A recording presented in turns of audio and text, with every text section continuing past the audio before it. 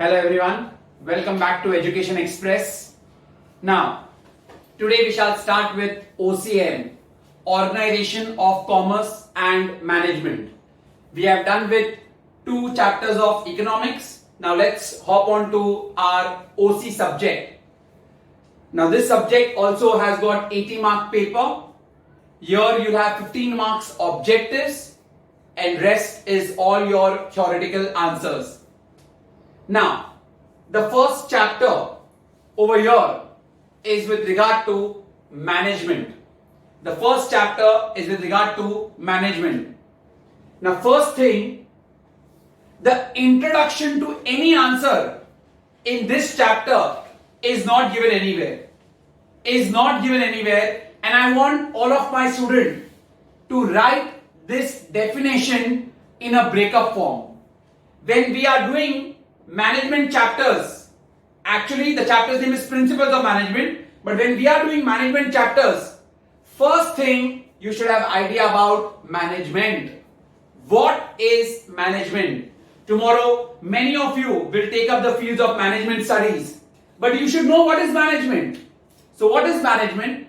Management is an art of getting things done through people. I repeat, what is management? It is an art of getting things done through people. Manager himself never works. He gets the work done through the people. That is the art of management. So when we say someone that he is managing things, that doesn't mean he will do the work, but he will get the work done through someone or get the work done from his subordinates. So one more time, define management. Management is an art of getting things done through people. Is that clear? Now, let's come to the word management. I will break up this word management. You see, believe me, not given anywhere in any textbook. Man, age, men, and T. I have broken the word management. Now you see how this word has come up. Men, M-A-N, that is single. Man, age. So man over the years have realized that single person cannot do all the work on his own. And that is why he requires group of person. So men, M-E-N, many people. So you require group of people. And only human cannot do everything. You also require T. T is what? Technology. So you see that initially it was one person. But with various complexities over the years in businesses, so he understood that he requires a group, and along with that he also requires technology. That is how the word management is derived. So men over the years have realized that single person cannot do all the work. So you require group of persons. So group activity. So management is basically nothing but a group activity. So that is how the word management is basically broken up, and you can derive this thing. And that is why we say, what is management? An art of getting things done through people. So manager himself does not work, but he gets the work done through the people. That is his art. So whenever you are asked any question in chapter number 1 or chapter number 2, try to write this in the initial part. Believe me, it will have such a good presence of your answer. The way the answer will be presented, the moderators will be highly impressed by that. So first thing you will write is about management. The word management is derived how? So man over the years have realized that single person cannot do all the work. You require a group activity, and along with that, in a modern world, you also require technology. And what is management? What is management? I told you. Management is an art. Management is an art of getting things done through people. Management is an art of getting things done through people. That is basically the definition of management. Now this chapter is about principles of management. What are principles of management? Now what are principles of management? Principles of management are the basic guidelines for the managers. They are the basic guidelines for the managers for smooth flow of business activities. They are the basic guidelines. When I say what are principles of management, they are the basic guidelines for whom? For the managers. Managers refer to these principles. So they are the basic guidelines for the managers. Principles of management, they are the basic guidelines for the manager which ensures smooth flow of business activities. Which will ensure smooth flow of business activities. So principles of management are the basic guidelines for the managers which ensures smooth flow of business activities. So make sure before any answer you make this as your introduction, definition and meaning ka part for this chapter number 1 and chapter number 2. I repeat again, the word management is derived how? Man over the years have realized that a single person cannot do all the work. It is done by group activity. Along with that, it requires technology. What is management? Management is an art of getting things done through people. What are principles of management? The chapter's name. Principles of management, they are the basic guidelines for whom? For the managers. They are the basic guidelines for the managers which ensures smooth flow of business activities. This will ensure smooth flow of business activities. So before you write any answer, make this as your introductory part. Believe me, it will have a very, very nice impression about your answers. Now, we move on to the first answer. That is the nature of principles of management. In OC, you call it as nature, you call it as features, you call it as characteristics, all means the same. Nature, feature, characteristics all mean the same. I start with my first answer, that is nature of principles of management. Nature of principles of management. Again over here 5 marker answers. You are expected to write the definition and at least 7 points. 5 marker answer, definition plus at least 7 points. Here there are no 2 marker answer as such. All are 5 marker answer and the last question will come for 10 marks. Is that very clear? So, my first one under the nature of principles of management. First caption. They are universal in nature. Principles of management are universal in nature. Universal in nature means they are applied everywhere. They are used everywhere. In the entire world, they are used everywhere. Make sure that thing. Is that clear? Now, inside that, what else will you write? This principles of management, the principles of management, they are applicable to any organization, whether large scale, whether medium scale or small scale. They are applicable to any organization, whether they are large scale, medium scale or small scale. They are applicable at all levels also. They are applicable to all levels of management. Now, which are all levels of management? Top level, middle level and lower level. These are the 3 levels of management. top, middle and lower. So principles of management, they are universal in nature. Universal means they are applied everywhere in the world. Everybody uses. It's not that we are using only in India. Apart from that, it is basically used by any organization. Used by any organization. Large scale, small scale, medium scale, anybody. Use that. All levels of organization. Levels are top level, middle level, or that is lower level. Is that very clear? The second point, that is basic guidelines. Basic guidelines. Principles of management. We have already done the definition. They are the basic guidelines to whom? To the managers. So they are the basic guidelines to the manager to tackle the situations in an organization and to find solutions for the same.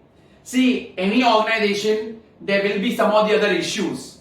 So to solve those issues, principles of management are used. So they are the basic guidelines to whom? To the managers to tackle the issues in the organization and to find solution. So basic guidelines to the manager to tackle issues in organization and find solutions for the same. And also find solutions for the same. Now, which principle should be used where? It depends upon the nature, the size, the type of the organization. Their financial conditions also. Which principle to be used where? It depends upon their nature, their size, the type and the financial condition of that organization. Take for example, there is a principle called as fair remuneration. Fair remuneration is a principle of management. Now the word fair, how to use it? It depends upon, it varies from one organization to other organization, depending upon their size, their type, their financial condition. So therefore, they are the basic guidelines to the manager. Which is your organization? In that, which principle can be applied? That's how it helps them. That is basic guidelines. So if I ask you, what all will you write in basic guidelines? Your answer. They are the basic guidelines. Principles of management are basic guidelines to whom? To the managers. They are the basic guidelines to the managers, right? Now, this will help them to solve what? To solve or to tackle issues in the organization and to find solution. Then, which principle should be used where? Depends upon the type, the nature, the size and the financial condition of that organization. And then we did an example. Fair remuneration. So the word fair has to be used according to the organization's type, nature, size and the financial conditions. Is that clear? That's the second feature of principles of management. Now the third feature of principles of management. They are formed through practice. They are formed through practice and experiments. They are formed through practice and experiments. These principles of management, they have not come like that only. They have been tested since ancient times. They have been put into practice. There were certain experiments conducted on them. And once everybody were aware, they were basically happy with the outcome. That's when these were called as principle. So they were put into practice. There were so many various experiments held. And after experiments held in the organization, once the management level were confident with regard to that, that is the time when this basically were called as principles. So they were formed through practice. They were taken in practice. Experimentations were done over them. And then they became principles. Like fair remuneration was one example. Okay. So this is how they have not come like that only. Nobody has made a book since ancient times or like that. First they were put into practice. Experiments were laid over them. And when the desired results were achieved, that is when they became principles of management. Is that very clear? Till now we have finished 3 points. First one, that is, it is universal in nature. What do you mean by universal? They are applied everywhere, okay, in the entire world, and they can be applicable to any organization, right? That is basically large scale, medium scale, small scale. They are applicable at all levels of management. All levels of management, that is top level, middle level and lower level. So they are at all levels of management. Second one, they are the basic guidelines. They are the basic guidelines for whom? For the managers. Why? To tackle the issues in the organization and find solutions. Which principle to be used where? It depends upon the nature, the size, the financial conditions of that organization. An example was fair remuneration. So the word fair, it depends upon organization to organization. Then these principles, they haven't been basically given a list from earlier. They were formed over a period of time through practice, through experiments. So they were put into practice, they were put into use, experiments were conducted over them, and after their success, they were put up as principles. So many organizations in the past have used them. So they have been time tested. They have not come like that only. Fourth one we have, that is, they are flexible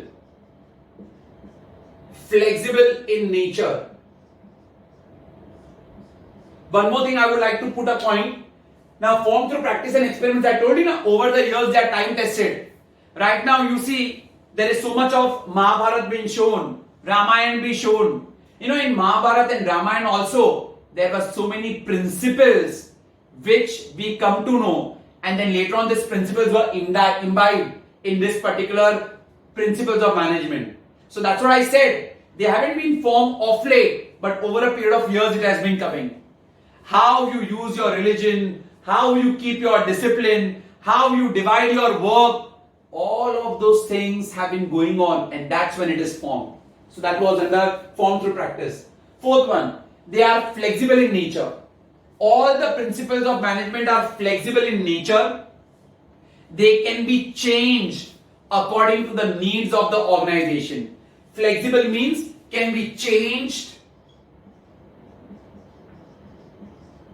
according to the needs of the organization.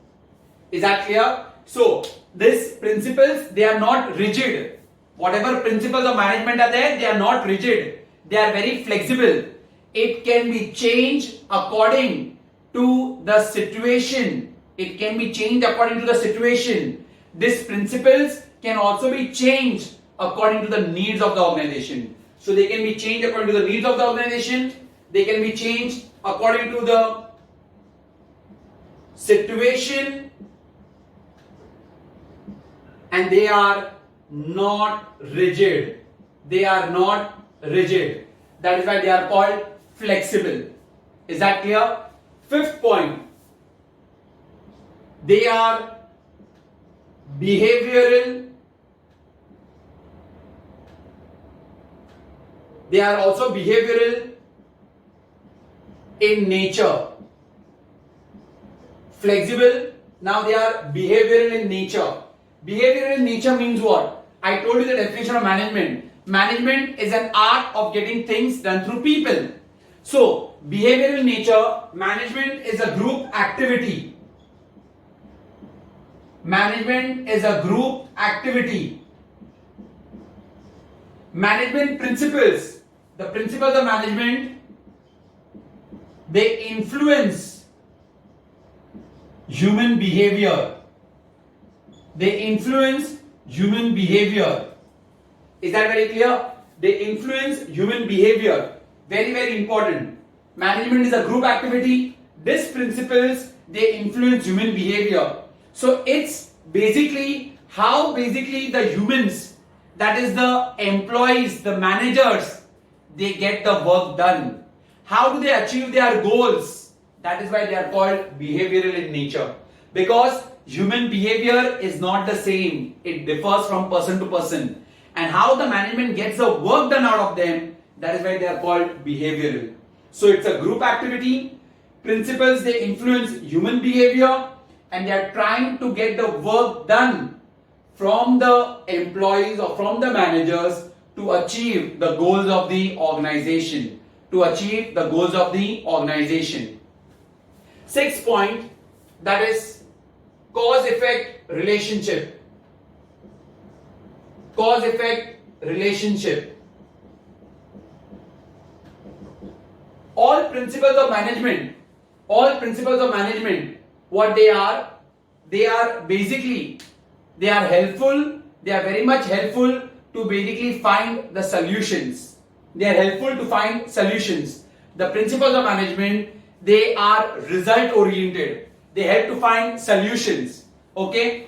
Now every cause or every effect has a particular cause, vice versa. Like for example, if I give good remuneration to my employees, don't you think so they will work with their whole heart, and they will basically lead to good productivity of the organization? If I do good marketing of my product, don't you think so my sales will increase? So every cause has an effect. So principles of management, they are result oriented. Principles of management are result oriented. They give solutions. They give solutions. And every cause will have an effect. And every effect is because of a particular cause. Like I gave you an example. If you pay good remuneration to your employees, what will it result into? Higher efficiency and productivity. So you see, because you gave them good remuneration, they work wholeheartedly, and that improved the efficiency of your organization. Efficiency and productivity. Because you did good marketing of your product, there were high sales of your firm. So every cause has an effect, and because of that, principles of management, they are result oriented. That's how they give you result. So examples over here. One is about good or fair remuneration, and second one, good marketing. 7th point, that is, all principles of management are equal in importance. All principles of management are equal in importance. Now, all the principles of management, whatever principles of management you are going to study, all are very, very important. It's not that you can take one and leave the rest. Rather, all principles of management are to be applied simultaneously. You can't take one and leave the others. It's like a quality. You cannot imbibe one good quality and rest to have bad qualities, right? So the same way, you cannot adopt one principle of management and leave the others. All principles of management are equally important. They should be used simultaneously. When you use them simultaneously, that's when it will achieve or result in basically the goals of the organization, to accomplish the goals of the organization. If you do not use them simultaneously and use them one and leaving the rest, your goals of the organization can never ever be achieved. They can never be achieved. So they have to be used together, because finally they are all social sciences. Okay, they are not some separate thing. They are all together taken as all the principles only. Is that very clear? So they have to be used. They are not, one should not be given importance as compared to others. They have to be used simultaneously. Simultaneously means together. They should be used simultaneously to achieve goals or success of the organization. No one should be given priority over other. No one should be given importance over other. All are equally important. So these are the principles of management. Normally for a 5-marker answer you are supposed to write 8 points. But in this answer there are only 7 points. So your definition and meaning will hold more importance to do that. I'll repeat again. We had done first the breakup of the word management. Then we did what is management. Management is an art of getting things done through people. Then we had done what do you mean by principles of management. They are the basic guidelines to whom? To the managers for smooth and efficient working of an organization. Now, what are the nature? First point, they are universal in nature. Okay, universal means what? They are applicable, they are applied to all organizations at all levels also. Second, they are the basic guidelines. Why? To tackle the issues in the organization and to find solutions. Then over here also we had an example about fair remuneration. Third, how are they formed? They are not formed like that only. They are formed over the years through basically practice and experiments. They have been put into use in an organization and then it has brought into the success of the organization. Fourth, they are flexible. They are not rigid. They can be changed according to the organization, needs of the organization. They can be changed according to the situations. They are behavioral in nature. Management is a group activity. And principles of management, they influence whom? Human behavior. So, the work should be done by the employees together to achieve the goals of the organization. It's a cause-effect relationship because principles of management are result-oriented. Every cause will have an effect. Like good remuneration, it will result into higher efficiency of the employees. Good marketing, that will basically result into increase in sales of the firm. And lastly, all the principles of management are equal in importance. You cannot take one and leave the rest. No one principle is more important than others. Rather, they have to be used simultaneously. Then only it will result in achieving the goals of the organization. So these are the nature of principles of management. Nature, feature, characteristics all mean the same. One more time, just to keep the captions in your mind. First point, they are universal in nature. Second, if you want to learn in a different way, I can teach you another way also. All nature wala points we will do together. Universal in nature, flexible in nature, behavioral in nature. So universal in nature, flexible in nature, behavioral in nature. Done 3 points. Second point, the definition. What are principles of management? Basic guidelines. So basic guidelines aa gaya aapka. Then they are formed how? Through practice and experiments. And the last two, cause-effect relationship, and all principles of management are equally important. One more time. First, all the natures. So they are universal in nature. Second, they are behavioral in nature. Third, they are flexible in nature. Then definition wala point, basic guidelines. Then they are formed how? Through practice and experiments. And the last two, cause-effect relationship, and all principles of management are equally important. My request to all of you, keep a notebook also along with you. See how I have made points inside. See, practically to learn all 5-6 lines word to word is not possible. You need to have a matter of at least 4 lines inside each and every point. But at least try to make such points how I have made. This will be easier for you. So one time you write from inside and one time you just write the captions. See, we have got enough time, ample of time. Practice this way, things will be easier. Otherwise, to learn so many points is not basically everyone's cup of tea. So make this point that one time you will write the answer by writing what all you remember inside, the main matter. And second time you write only the captions. This is how the things will be learned faster. Now we move on to the next question. Next question, that is Henri Fayol's. Finally, I am coming to principles of management. Which are the principles? Everybody must be having that keen, that which are these principles what sir is continuously talking about. That is why I am skipping significance ka answer first, and now I am moving on to principles of management. So Henri Fayol is called the father of modern management. You can get a question in objectives. Who is the father of modern management? It's Henri Fayol. And he has listed 14 principles of management. Very, very important. 14 points now. Henri Fayol's 14 principles of management. He has given 14 principles of management. Let's start with the first one. The first one is division of work. Division of work. Henri Fayol says that work in an organization should be divided. work in an organization should be divided? Because division of work leads to dash. It leads to specialization.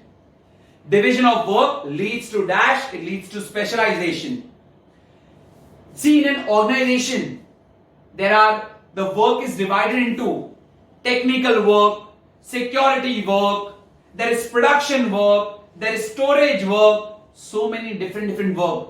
So the work according to their own likes, according to the likes of the employees, according to the capability of the employees, the work in an organization should be divided. Because when the employee or the manager gets the work of his choice, it will definitely improve the efficiency and the productivity. It will, because he's the best in that. So efficiency and the productivity will be improved. You see, in a cricket team also, the one who is a specialist bowler is a specialist bowler. He will never come to open the batting. And the one who is a specialist opener will be a specialist opener. He will never come to bowl the first over. Understood, everyone? So everybody is always given their work and they go according to that work only.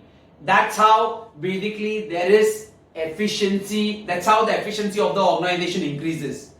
You see that today you all have also taken tuitions depending upon one who is, according to you, the one who is best in that particular subject. That's how, because they know their subjects in and out, that's how they teach. You see in doctors also, one is an ENT specialist, one is a heart specialist, because they are specialized in their departments. So that's how division of work. The work in an organization should be divided. I'll give you one more. See, when we had done principles of management of features, we said that they are formed through practice and experiments. Let's take for example in Mahabharata, the Pandavas. You see, Bhim, he is expert in using, right, that Gada. Okay. Then you have got Arjun, who is expert in using the bow and arrow. Shresh Dhanudhari bolte hai, right? So you see the work was divided. Who will do which work because they are specialized. Yudhishthir, he was basically for Dharam. He was very principle-wadi person. So that's how the work is divided. See, this is how since time tested, they are coming and then it was being followed. You must be thinking, sir, Mahabharata और उसका basically examples दे रहे हैं. आजकल वही चालू रहता है घर पे, वही देखते रहते हैं, तो उससे आइडिया आती है, and that's how I'm putting into use, right? So division of work will lead to dash, it will lead to specialization. Work in an organization should be divided depending upon the likes and dislikes of or the capabilities of your employees. What your employees like, give them that work, and that will basically result in higher efficiency and productivity. Second one we have got after division of work, that is authority and responsibility. Authority and responsibility.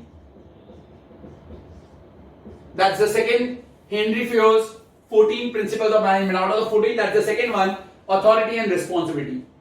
Authority. What is authority? Authority is the power to take decisions. Authority is the power to take decision. A manager has the authority to get his work done.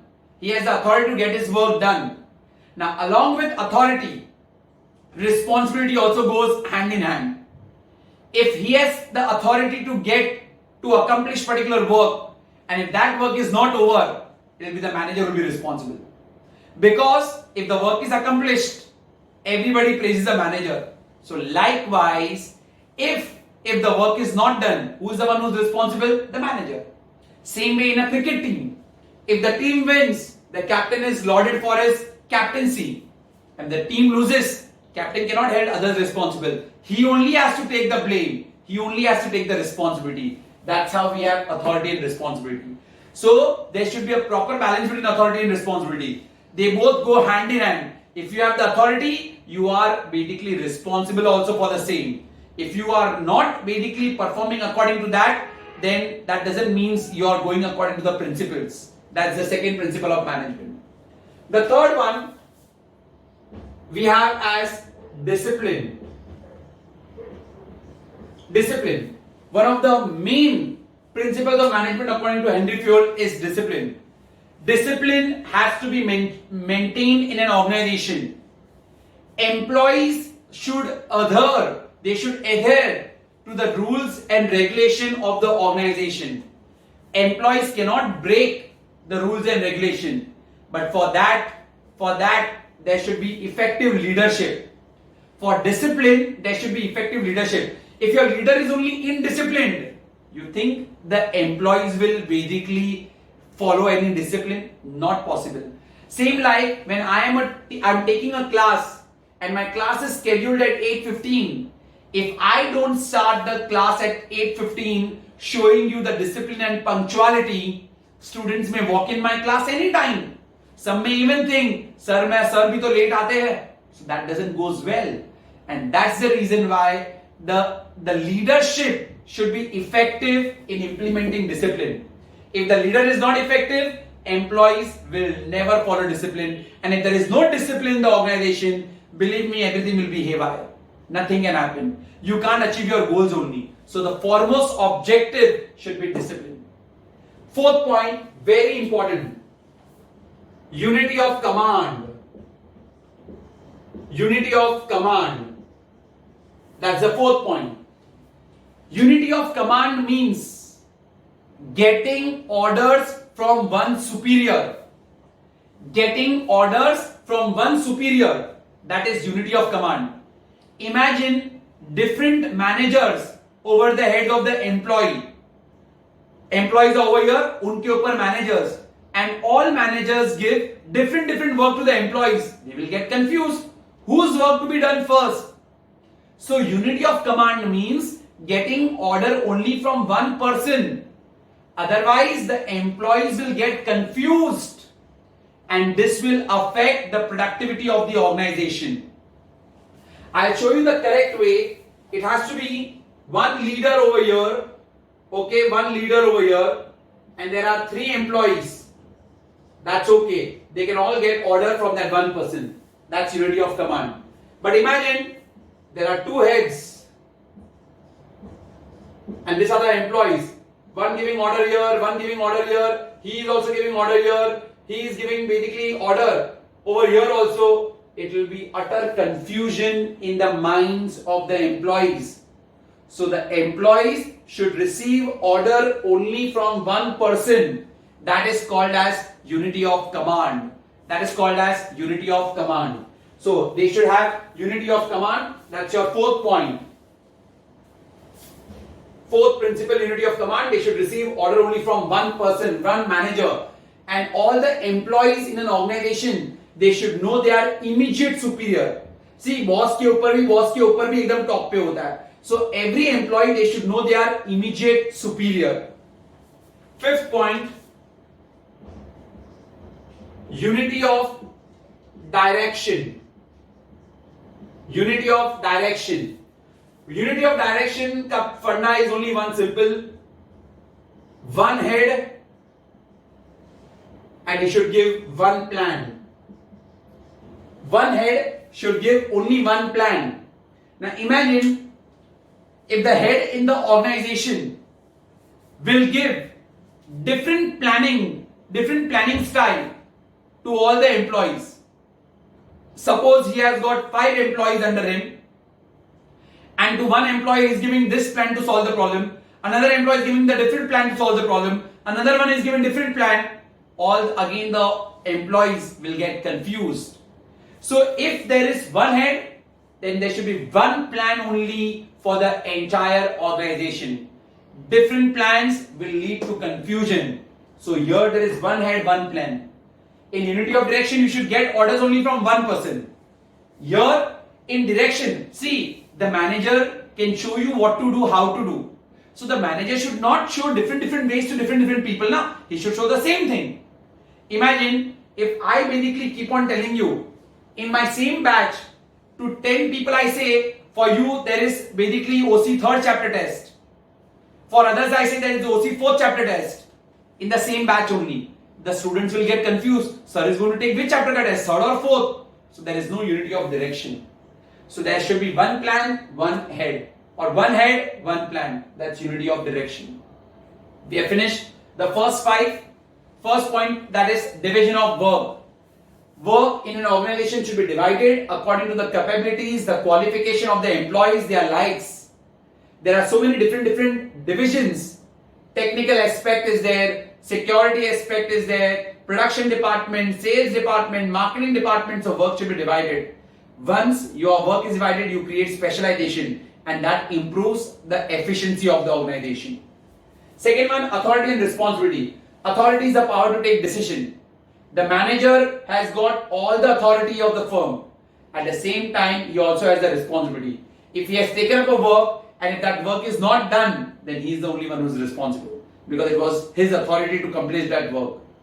Third point, discipline. Very important. Discipline means to obey the rules and regulation of the organization, and for that there should be effective leadership. If the leader is only not effective, the leader is only not leading by example, discipline cannot be followed. And without discipline, everything will be utter chaos in the organization. Unity of command. To receive order only from one superior. That is called unity of command. You've heard a proverb, too many cooks spoil the soup. So same way, if there are many ward leaders, then everything will be haywire. You don't know what to do. Unity of direction. One head, one plan. The head should not show different plans to the employees. They should basically show only one plan, one head, one plan. That's unity of direction. Now we move on to the next principle, sixth one. Subordination of interest. Subordination of interest. What is that? An employee should always think the larger picture than an individual picture. The larger picture is the organization. Individual picture is he himself. So employee should always keep the organization before himself. Work for the organization, not yourself. If there is anything to be given, see for the larger picture, and the larger picture is about the organization. Same way, the manager who is leading the group, he should see the superiority of the group and not of one individual employee. That's how you can progress, keeping a broader picture in mind. I cannot keep basically you can say interest of one student. Just because that one student is not coming, I shall skip the class. I will take the class because the other 25 people are going to join my class. That's how principles of management tells you that we individual, we employees, we managers are subordinate to the organization. Organization is at a much bigger picture than us. So always sacrifice your personal interest for the larger picture of the organization. That is subordination of interest. Seventh point, we have remuneration, fair remuneration. We had already done this. Remuneration. Remuneration has to be paid. Remuneration has to be paid to the employees in a fair manner. See, once they are being elected or selected to do a particular job, the remuneration depends upon the type of work, the kind of job what they are doing for the organization. But mind you, there shouldn't be any differential in payment. There shouldn't be any differences in payment. They should be given the payment according to the job. If their job is very risky, very important, they may be paid higher wages. If the job is clerical in nature, they can be paid according to that. But remuneration has to be given to them timely and fair. When it is a fair remuneration, that's when employees will also work with full dedication, with full motivation. It's a motivating factor actually. Next one, we have the eighth point, centralization. Centralization, important. Centralization means having power in the hand of one person or in the hands of few persons. Centralization means having power in the hand of one person or in the hand of few person. That is called as centralization. But what happens in one person, centralization in the hand of one person is possible only in case of small organization. If the organization is small, then powers will be in the hands of one person, that's centralization. But if it is a large scale organization, then the powers have to be divided. That's called decentralization. See, small scale organization, powers can be in the hands of one person. That's called centralization. But in large organization, powers are divided, and that is basically called as decentralization. So there should be a proper balance between centralization and decentralization. There should be a proper balance between centralization and decentralization. Next one, very important. Scalar chain. What is a scalar chain? Scalar chain says that orders in an organization, orders or information in an organization flows from top level to the lower level in a hierarchical manner. Organization में information or messages flows from top level to the lower level in a hierarchical manner. There is a hierarchy which is mentioned. There is a hierarchy which is in place. You have to pass on your information through that channel only. Like for example, the functional manager may inform the supervisor. The supervisor, or you can say, I'm very sorry, the head manager may inform basically the functional manager. Functional manager may inform the supervisor. Supervisor may inform the foreman. You see, the orders are flowing from top level to the lower level in a hierarchical manner. That's the hierarchy. Hierarchy means according to their designations they have been formed. So that's how information passes. That's called scalar chain. But in modern business, this hierarchical channel is very lengthy, very time consuming, and messages have to be basically passed very fast. That time we have to break the scalar chain and form a gangplank. We have to break the scalar chain and form a gangplank. I'll show you how. Scalar chain, you see here there is A, here there is B, C, D, and here there is E.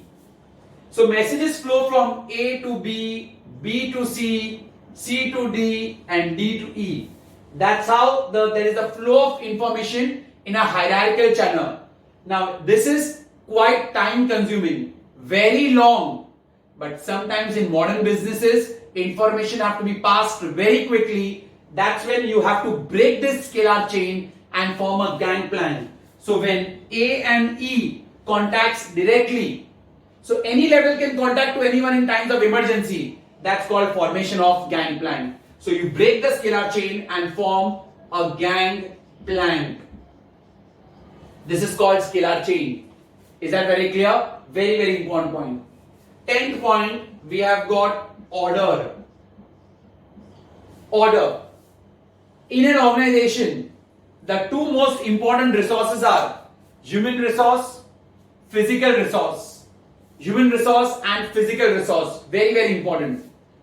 So, the physical resources like materials, machinery, all have to be kept at the right place, in a right order, in a sequential manner. Same way with regard to the human is the employees. So the right employees should be placed at the right job. Imagine one who is smart in accountancy and you keep him in taxation work. How will that work? So you should have right employee at the right place, giving the right job.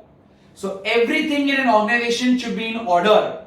Imagine I am a basically O.C.M economics teacher and you give me accounting teaching work. Not possible. I will not be able to do justice to my work because I am specialized in this work. So the humans as well as the physical resources in an organization should be kept in order. That's the sign of a good organization. So everywhere it should be managed well. It should be placed properly. That's order. Let's do again 6 to 10. subordination of interest. An employee in the organization should treat himself subordinate to the organization. Organization should be taken into the larger picture, and an individual is less important than the organization. Even the manager in his group should treat an individual less significant than the organization. You can't sacrifice your organization for your personal need. You have to sacrifice your personal need for the organization. Remuneration means giving fair wages depending upon the work, the quality, what they are doing.